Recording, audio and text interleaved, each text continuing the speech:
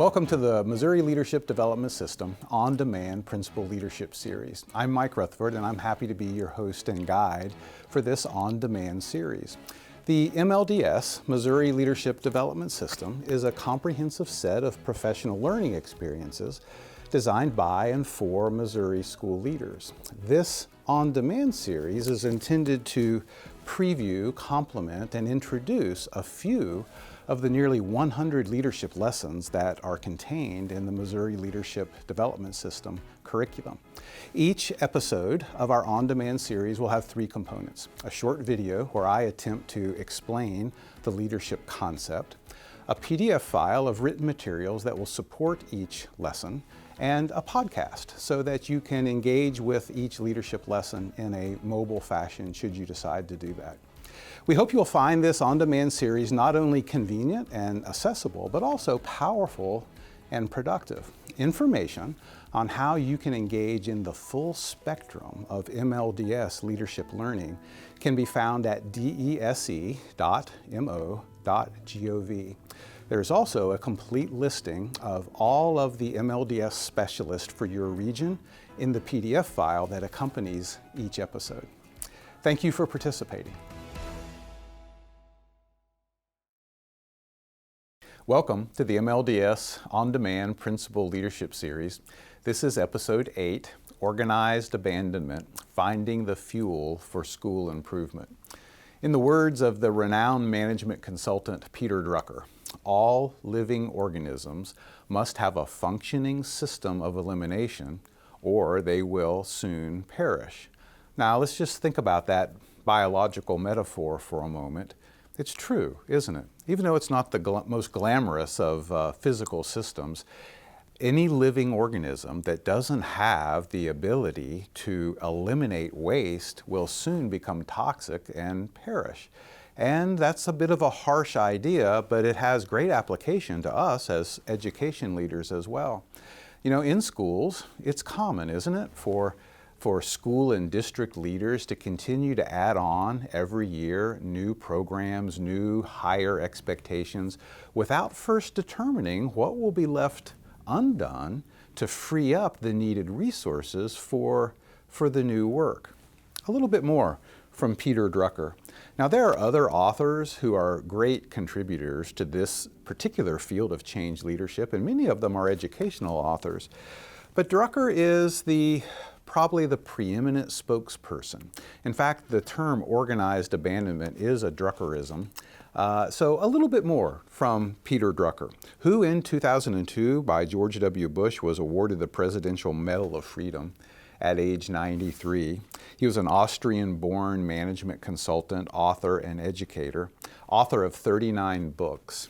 This particular quote comes from his 1999 work, Management Challenges for the 21st Century. Here's Drucker. The first policy and the foundation for all others is to abandon yesterday. The first need is to free resources from being committed to maintaining what no longer contributes to performance and no longer produces results. In fact, it is not possible to create tomorrow unless one first sloughs off yesterday. To maintain yesterday is always extremely difficult and time-consuming. To maintain yesterday always commits the organization's scarcest and most valuable resources, and above all, its ablest people, to non-results. Yet to do anything different, let alone to innovate, always runs into unexpected difficulties. It therefore always demands leadership by people of high and proven ability. And if these people are committed to maintaining yesterday, they are simply not available to create tomorrow. The first change policy, therefore, throughout the entire organization has to be organized abandonment.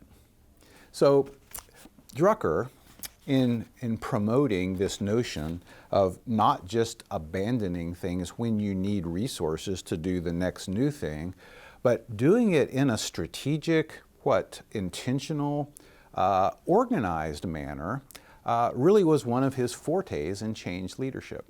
Drucker maintained that organized abandonment was essentially a pretty simple three-step process. Drucker says, step 1, think it through on paper. Take whatever you want to change, whatever you want to eliminate, whatever you think might be abandonable to reclaim those resources, and think that through on paper before you try it in reality. Get some smart people together, draw a flow chart. If we stopped doing this today, how would that affect this group, this group, this group? What other organizational effects would that have? Do your best to construct a pretty elaborate cause and effect diagram and do it on paper with smart people before you try it in person. That's Drucker's step 1. Step 2, according to Drucker, is to test the abandonment on a small scale, to pilot it first. Another quote from his book, Management Challenges of the 21st Century. Drucker says this, "Neither studies, nor market research, nor computer modeling are a substitute for the test of reality." So rather than just thinking it through, second step to organized abandonment in a school is to pilot it. Try it on one grade level before you apply it to every grade level. Try it with just a teacher or two before we expand it to the rest of the faculty. There will be a lot of great information that will be gained by piloting an abandonment idea. And then step 3, Drucker says, is check for symbolic and unintended effects. When we abandon something, then that has a technical impact on the operation of our organization. It also has a cultural impact and a symbolic impact.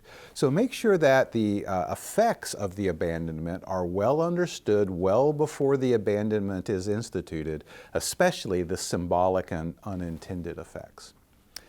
Let's say that you go for organized abandonment and you do it well, and you're abandoning yesterday so that you can free up the resources for tomorrow.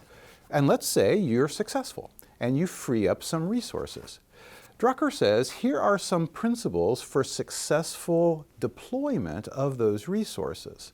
So successful organized abandonment isn't just freeing up time and energy and people from the past, it's having an idea of what are you going to do with those resources in the present and in the future.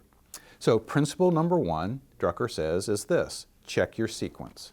It's number 1, abandon. Number 2, redeploy. It's often the case that in an organization, we jump the gun and redeploy the resources before they're ever available, right? Instead of taking a key person off of a project, letting them have a day or two to decompress and putting them on another project, sometimes we put them on the new project before their responsibilities for the first project are taken away. Get the idea? First abandon it, then redeploy it. You can't take money out of the bank, Drucker would say, unless you've made a deposit. Speaking of banks, Drucker's second principle for redeployment is that a bank is a myth. In an organization, once you free up a person's time, or you free up some budget, or you free up some square footage in a key part of your building, any resource that becomes freed up through organized abandonment, it's a myth that you can store that away and spend it later down the road. Organizations are wolves when it comes to looking for resources, and they will find those resources, and when you go back to the bank to find them later on, they're likely to be gone, and probably not spent in a very strategic way. Redeployment, principle number 3, exploit success. Drucker said it's a good idea for a change leader to keep a list always of what is working best, what's going well at my school.